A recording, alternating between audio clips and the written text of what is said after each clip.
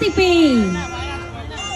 បាទទឹកទី2ចាប់ផ្ដើមអរគុណដល់ Boostrong បាទ Boostrong ជាក្រុមហ៊ុនតែមួយគត់ដែលជួយកីឡាករគុណខ្មែរពិតដាក់ឡានឲ្យបាទទៅតាមអស់7គ្រឿងហើយឥឡូវនេះបាទការប្រកួតចាប់ផ្ដើមចូលដល់ទឹកទី2ដើរចូលពីសរុំ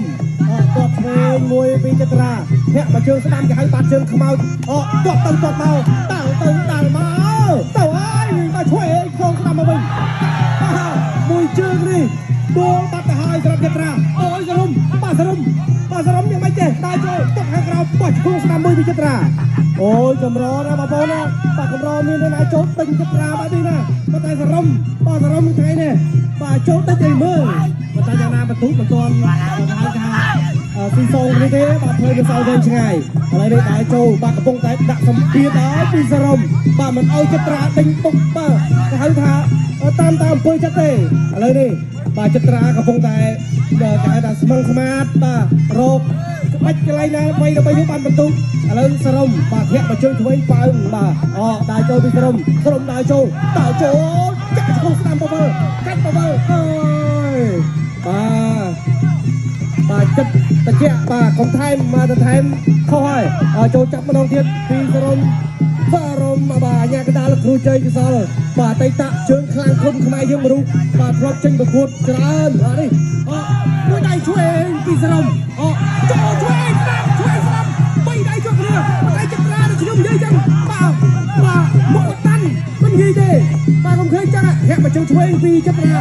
គាត់ស្ដាំពីចត្រាហើយបន្តដៃចូលពីសរុំបាទសរុំ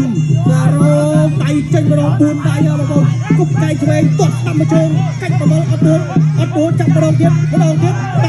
គប់ដៃគាត់ខាងក្នុងអត់ត្រូវចាក់មកជង្គង់ម្នាក់អូយបាទនេះគេហៅថាអនាគតដឹងតែល្បីហើយបាទឥឡូវនេះក៏ល្បីដែរបាទប៉ុន្តែនៅមិនតិចទៀតបាទប្រឹងទាំងពីរឥឡូវដៃចូលពីសរុំ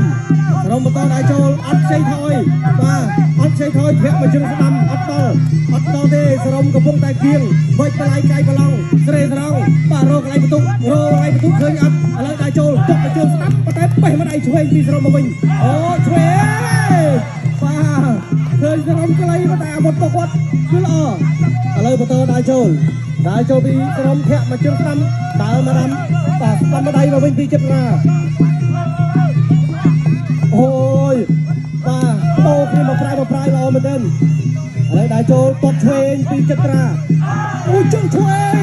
ប៉ុន្តែបាទចត្រាចាប់បានហើយក៏កាច់ផ្ដួលបាទដើម្បីយកបន្ទុកដើរចូលពីសរុំដើរចូលគប់កាយអូយចត្រាបាទអត់ជួលមកកែងមិញបាទសរុំគាត់គិតផុតចប់ទឹកទី2ល្មម